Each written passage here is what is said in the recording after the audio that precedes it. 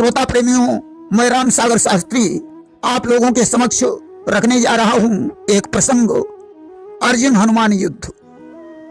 देखिए, एक बार की बात है, देवर्षि नारद भगवान कृष्ण से मिलने के लिए द्वारिकापुरी में पहुंचे। वहां भगवान कृष्ण रुक्मिणी के भवन में विराजमान थे।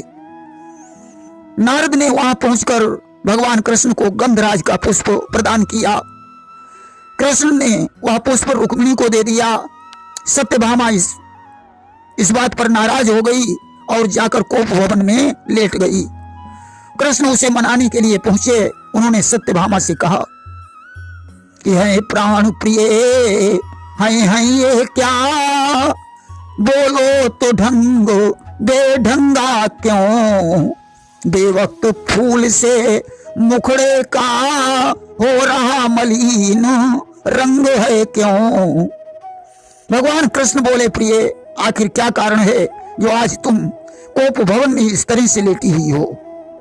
सत्यभामा ने कहा, जाओ नाथ, तुम्हारे हृदय में कपट भरा हुआ है, इसलिए मुझे मनाने की कोशिश न करो। रुक्मिणी के महल में चले जाओ जिसे तुमने फूल दिया है। भगवान कृष्ण ने कहा, प्रिय, तुम इस छोटी सी चीज के ऊपर इतना गुस्से में हो गई हो। अरे एक फूल की बात ही छोड़ो, तुम्हारे लिए मैं सारा फूल बाग ही मंगा सकता हूं। आज भगवान कृष्ण ने अर्जुन से कहा, पार्थ, कुबेर के बगीचे में जाकर सत्यभामा के लिए गंधराज के फूल ले आइए। और वह आज्ञा पाते ही पार्थ चले, कारण प्रभु के अनुसंगी थे, लेकिन उस बन के रखवाले श्री पवन पुत्र बजरंगी थे। आज अर्जुन कुबेर के बाग में पहुंचे, जिस बाग के रक्षक हनुमान जी थे। पूंछ को फैलाए हुए हनुमंत लाल रास्ते में बैठे हुए थे। अर्जुन ने हनुमान से कहा, भैया रास्ते से हट जाओ, मुझे फूल लेना है। हनुमान ने कहा, शायद आपको ये नहीं मालूम है, यह राम बाग है। इस बाग में मेरी इजाजत के बगैर कोई पक्षी भी पर नहीं मारता है। हंसकर अर्जुन ने कहा, ओ बूढ़े बजरंग, बदल गया है विश्व में अब राघव का रंग। अर्जुन ने कहा, बजरंगी, अब राम का जमाना समाप्त हो चुका है। ये त्रेता युग नहीं है, द्वापर है। आज तो सारे संसार में कृष्ण की मुरली की धुन गूंज रही है कि वो त्रेता की बातें छोड़ो, हद है बानरी रिसाले की, अब गूंज रही है घर घर में मधुरी धुन मुरली वाले की। आप राम के भक्त हैं तो मैं कृष्ण का भक्त हूं। तुम्हें मालूम होना चाहिए, तुम्हारे सामने धनुर्धारी अर्जुन खड़ा है।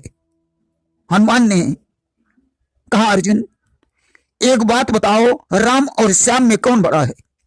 अर्जुन ने कहा, तुम्हारे राम 12 कला के ही अवतारी थे, हमारे कृष्ण 16 कला के अवतारी हैं, इसलिए कृष्ण बड़े हैं। तुम जिस राम बाग पर इतना इतरा रहे हो, वो राम बाग भी किसी दिन कृष्ण बाग बन जाएगा। हनुमान ने कहा, अर्जुन, हमारे राम ने समुद्र पर 100 योजन लंबा पुल का निर्माण कराकर लंका में जाकर रावण के अभिमान को नष्ट कर दिया। अर्जुन ने कहा, जिस पुल को बनवाने में तुम्हारे राम ने 5 दिन नष्ट कर दिए, उसे मैं एक क्षण में बना सकता हूं। हनुमान ने कहा, वो कैसे। अर्जुन ने कहा, बाणों के बल से। हनुमान ने कहा, परंतु बाणों का पुल सेना के भार को सहन नहीं कर पाएगा। अगर तुम इस प्रतियोगिता में जीत गए तो मैं अपना शीश काट डालूंगा, अगर तुम हार गए तो तुम्हें अपना शीश काटना होगा।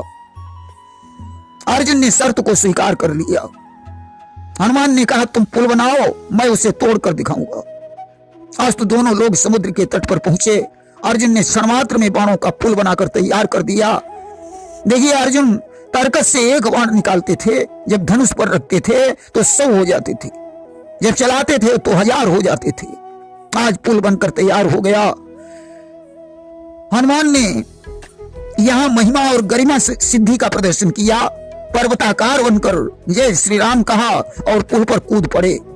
आज भगवान ने विचार किया कि यदि पुल टूट गया तो हमारे भक्त अर्जुन का मेरे ऊपर से विश्वास उठ जाएगा